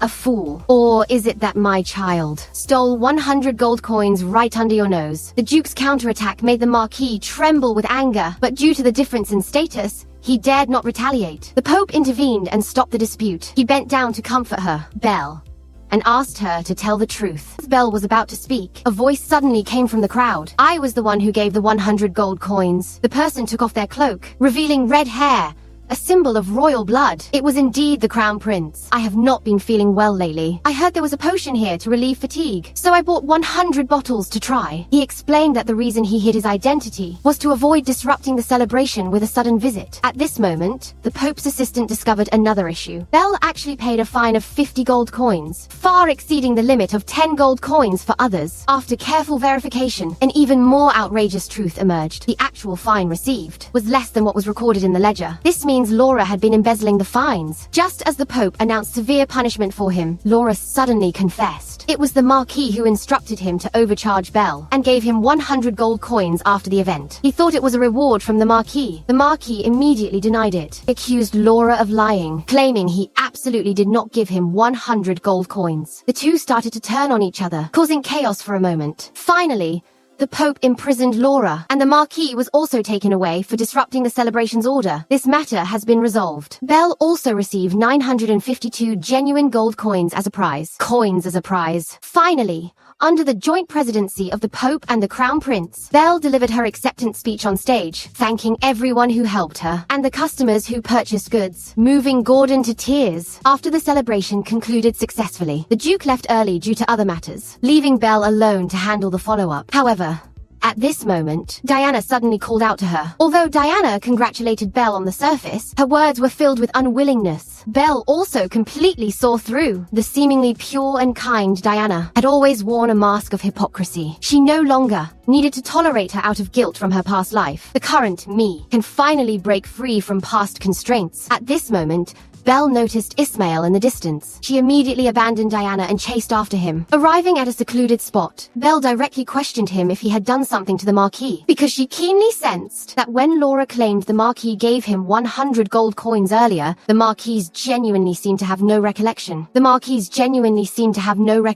More importantly, earlier, Ismail offered to help Belle defeat Diana when his words seemed to contain some strange power. Fortunately, Belle noticed in time and refused him directly. Ismail's surprised expression at the time further convinced Belle of her guess. Ismail must have used his ability to do something. However, things were as Belle had expected. Ismail indeed possessed the ability to manipulate others' memories. Although the duration was very short, the controlled person would not notice at all. He originally intended to help Belle win the competition in exchange for a chance to leave the orphanage with Belle, but he never expected that Belle was not only immune to his ability, but also won the competition through her own strength. In fact, Belle understood very well the reason why Ismail did this. After all, they had both suffered greatly in the orphanage. Although she knew Ismail would become the Pope in the future, Belle decided to help him escape his suffering early. "I will find a way to help you leave the orphanage." Hearing this, the boy's eyes instantly filled with tears. Just as she expected, Edwin suddenly appeared. His face was filled with anger as he stared at Ismail, his eyes full of hostility. He pulled Belle behind him protectively. "Did that guy do anything to you?" Belle was confused by his inexplicable anger. She explained that Ismail was her friend, but seeing the growing tension between them, to prevent escalation, Belle suddenly picked up Edwin. Under Ismail's shocked gaze, she ran away. On the way back, Edwin asked Belle, "When did you make a friend like that? Someone like that does not deserve to be your friend." Belle found it strange. They had met for the first time today. Why was Edwin so dismissive of Ismail? It seemed like they had known each other for a long time. Had they met before? Looking at Edwin's silence in the carriage, Belle realized he was genuinely angry this time. Although Edwin did not blame her at all, Belle still felt she was in the wrong. "I am sorry." The girl's apology made Edwin feel a bit conflicted. He said helplessly that Belle was not wrong, and he was not angry about it. He just could not understand why the Crown Prince and Belle, on their first meeting, generously gifted 100 gold coins. And when Belle gave her acceptance speech earlier, she specifically thanked the Crown Prince without mentioning him, recalling how Edwin had quietly accompanied her all day. Belle suddenly realized she really should not have. She apologized to Edwin repeatedly, explaining that she thanked the Crown Prince only to use him to promote her products. In her heart, Edwin was the most important. These words instantly dispelled the boy's unhappiness. He put his arm around Belle, letting her rest her head on his shoulder. "You must be tired today. Get some rest." Belle saw this side of Edwin for the first time. He was even kinder and more endearing than in her past life. A few days later, Belle excitedly went to the Duke's office, presenting a business plan to the Duke. Due to the successful sales of her products at the festival, Belle had gained full confidence. She planned to cultivate fairy grass on a large scale for production and open a specialty store in the city center. However, to realize these plans, she needed the Duke's support. "Tell me, how much do you need?" Belle extended her small hand. 5 million. The Duke did not respond immediately, but handed Belle a royal invitation. It invited the winner of the children's entrepreneurship competition, Belle, and her guardian, Gordon, to the palace. Belle suddenly remembered that she had submitted her application to the Capital Merchants Association that day. She had completely forgotten about it. She had not expected to win first place, and the prize money was exactly 5 million. At the time, she was afraid the Duke would object, so she filled in Gordon's name in the Guardian section. This made the Duke jealous. "Belle, Gordon cannot provide you with a shop in the city center." Under the Duke's threats and inducements, Gordon reluctantly signed the guardianship change agreement. So, the next day, the Duke personally brought Belle to the palace. It was the girl's first time at the palace, and the Duke, in a protective stance, held her firmly in his arms. The curious glances from all around made Belle a bit embarrassed. She wanted to get down and walk herself. The Duke, as if it were natural, said, "I am your guardian. Is there any problem with holding you?" Actually, ever since stepping into the palace, Belle's body had been trembling slightly, because this place held the most terrifying memories of her past life. And now, held in the Duke's embrace. She felt very safe. When the Crown Prince saw Belle and the Duke appear together, he was a bit surprised, wondering why the Duke was here. "Wasn't Gordon your guardian?" The Duke immediately took out the guardianship change agreement he carried with him. "It is me now, the Crown." Prince had never seen the Duke value someone so much. He could not help but tease, "Your protectiveness is too strong. Anyone would think Belle is your illegitimate daughter." The Duke, however, said indifferently, "Belle is indeed like my daughter." The Duke's candid words made Belle panic. She just wanted to end this bizarre confrontation. The Crown Prince changed the subject. "I have not officially greeted you yet. Nice to meet you again, Belle." And Teddy Bear. Upon hearing Teddy Bear, the Duke instantly realized that the celebration event was not the Crown Prince and Belle's first meeting. Before that, he had seen Belle activate Teddy Bear. "Did you encounter some danger?" Belle also reacted and immediately confessed to the Duke. She had indeed met the Crown Prince before. "Were you in danger then?" Seeing the Duke becoming more serious, the Crown Prince helplessly explained. Meeting Belle that day was purely accidental. Understanding the full story, the Duke forgave Belle. However, he insisted on participating in the subsequent conversation as her guardian. "We still have to wait for the other winner who tied with you." However, the next moment, a servant reported that an emergency meeting required the Duke's attendance. The Duke gritted his teeth in anger. Before leaving, he repeatedly instructed Belle to alert Teddy Bear. "I will be back soon." After the Duke left, the Crown Prince curiously asked Belle, "Doesn't the Duke give you pocket money?" Seeing her confused look, the Crown Prince explained, "You seemed very eager for that prize money that day. Did not you?" Belle was extremely embarrassed for a moment. She immediately bowed and apologized for her rudeness. The Crown Prince laughed until tears came to his eyes, explaining he was just joking. He also expressed his gratitude to Belle for saving him that day. Otherwise, he might have died. He looked at Teddy Bear in Belle's arms and was also very curious. "Is this the doll that saved your highness that day?" Belle took the opportunity to introduce them. "This was personally bestowed upon me by the Duke, my knight protector, specifically to protect me. It is just that the assassination mode was activated that day, so it looked a bit scary." The Crown Prince signaled a servant to bring forward a document. It was the contract for an entire commercial building in the city center. This was also his gift to Belle, but he had a condition. This competition was originally for the Crown Prince to cultivate his influence. He needed Belle to help him gather intelligence on nobles through her shop, and also help manage a secret fund. As the Crown Prince, he had to find partners himself. This showed how dire his situation in the palace was, but Belle did not want to get involved in such dangerous affairs. She politely refused. This was within the Crown Prince's expectations. He said he understood. "In that case, I will find the other winner." But just then, the attendant received an urgent telegram. It was from the other winner.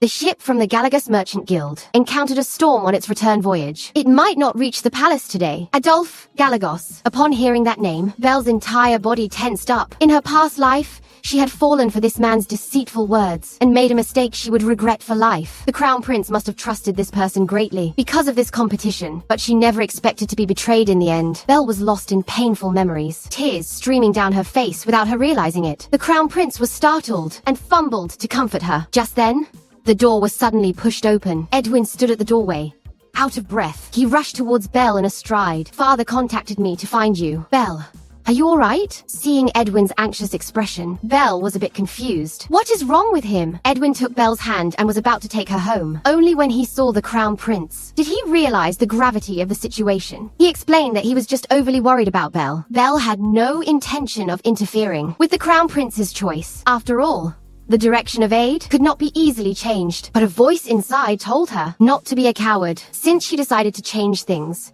she had to see it through. Belle stopped and looked at the Crown Prince. "If you can cancel the joint first place award and let me win alone, then I will consider accepting your offer." The Crown Prince was overjoyed. He told Belle not to be so formal from now on. From this moment, they were friends. Edwin watched their intimate interaction with a displeased look. But having resolved the Crown Prince's future crisis, Belle breathed a sigh of relief. However, her gleeful expression made Edwin furious. "Are you that happy? I was so worried when I rushed here." "Were you worried I would anger the Crown Prince and put the Duke in a difficult position?" Edwin sighed helplessly. He took out a handkerchief and gently wiped her cheek. "I was worried about you. You are so outstanding. It is not strange that the Crown Prince wants you, but I do not want you to have any ties with the royal family. They only bring trouble." "Then why are you wiping my face?" "Because someone else touched you just now. And I am touching you too. It is different. We are family. Belle was stunned. In her past life, Edwin had said similar words, and now had the Duke's family already considered her family. This warmth made her both grateful and apprehensive, fearing she was not worthy of such fervent affection. Suddenly, an uninvited guest appeared. Edwin's nerves instantly tensed. Belle took one look, and the nightmares of her past life surged like a tide. It was the second prince, who had personally dug out her heart. Accompanying him was Diana. The second prince looked down at Belle contemptuously. Is this the fake Saintess candidate that the Duke's mansion is sponsoring? Belle trembled and hid behind Edwin, feeling his fear. Edwin tightly gripped her hand and stepped forward to confront the second prince. You call her a fake Saintess candidate? Are you questioning the Duke's mansion's choice? The second prince's expression instantly became unnatural. I merely heard it by chance. Seeing his demeanor, Belle's fear temporarily subsided. Diana stepped forward with feigned kindness, claiming she was sent by the Empress to heal the Crown Prince. She asked Belle triumphantly, did the Duke bring you to the palace to play? I won first place in the children's entrepreneurship competition. The Crown Prince invited me. Diana's face changed drastically. Even the second prince was quite surprised. He asked with a mocking tone how she had gained the crown. It's his favor. Edwin struggled to suppress his anger. Belle secretly shook her head at him. Just then, the second prince suddenly pointed at Teddy Bear. I heard from Mother that this thing of yours saved the Crown Prince. Ever since he heard about Teddy Bear from an assassin, he has been bothered by it. Give him to me later.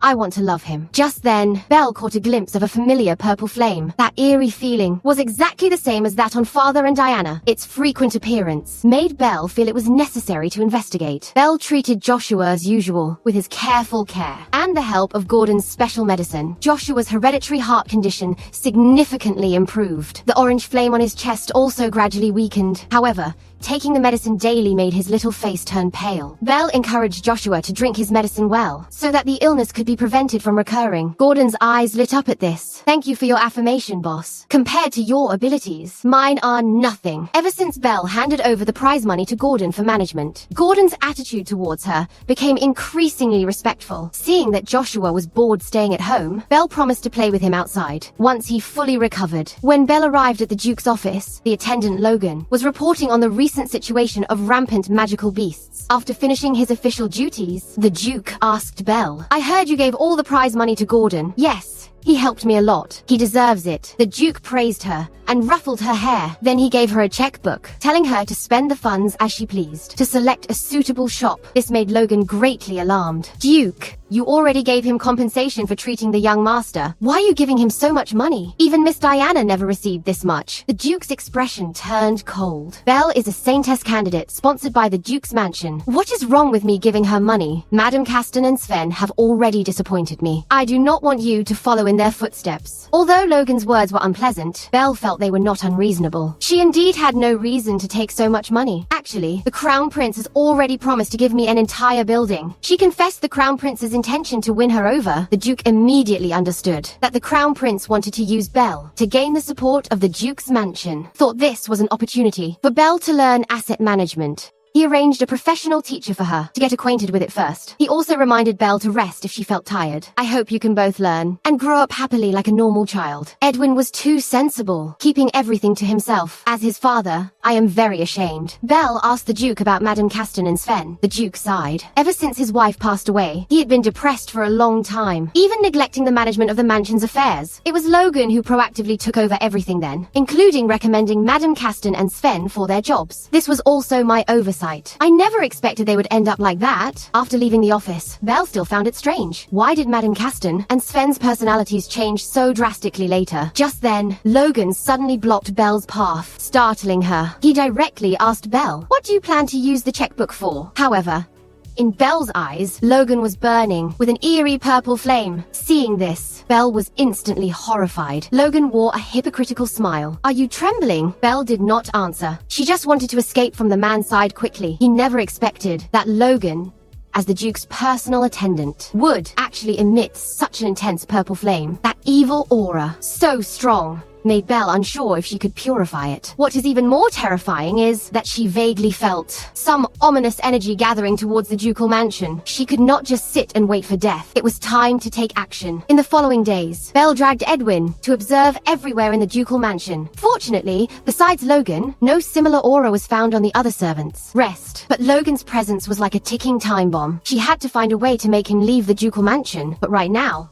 there was neither solid evidence, nor a suitable reason. Belle inquired about Logan's situation from the butler, and learned that he had started working for the Duke 5 years ago. At that time, the Duke's original assistant, Jester, suddenly died, and Logan hastily took over the position. Because Logan, when he was in school, had received a scholarship from the ducal mansion, he worked especially hard. He always said he wanted to repay the Duke's kindness. The butler also mentioned that Logan also came from the temple orphanage. This shocked Belle, recalling when she first completed Joshua's treatment and returned to the orphanage. At that time, father knew everything that had happened at the ducal mansion, as if someone was informing him. Could Logan be a temple mole hidden in the ducal mansion? The more Belle thought about it, the more alarmed she became. Logan arranged for Sven to teach Edwin, and had Kasten take care of Joshua. Every step of the plan seemed to be interfering with the future of the ducal mansion. The decline of the ducal mansion in her previous life had its roots planted at this time. Seeing Belle's suddenly pale face, the butler hurried forward to ask if she was okay. Belle explained that she was fine. She jumped off the chair. She had to go to the orphanage immediately to verify. In order to avoid unnecessary worry, she had to report before going out. But the Duke was not in, so Belle went to find Edwin. Looking at the empty room, Belle had no choice but to leave a note, saying she was going to play with her friends at the orphanage. By the time Edwin finished his shower and saw the note, Belle had already run off. Was she going to see that guy? When Belle arrived at the orphanage, she found that it had a new director, Magnus and Muse Selin. After a brief exchange of pleasantries, Belle went directly to find Ismail. The girl's sudden appearance startled him. Belle asked about his recent situation, and also helped him heal the wounds on his face. Are those kids still hitting you? Do you want me to teach them a lesson? Ismail shook his head, and refused. It is useless. Once you leave, they will retaliate against me even more. Belle then realized how reckless her suggestion was. At this time, Belle lowered her voice and asked, "Do you know if there is anything related to purple in the temple?" Ismail looked at her and sighed helplessly.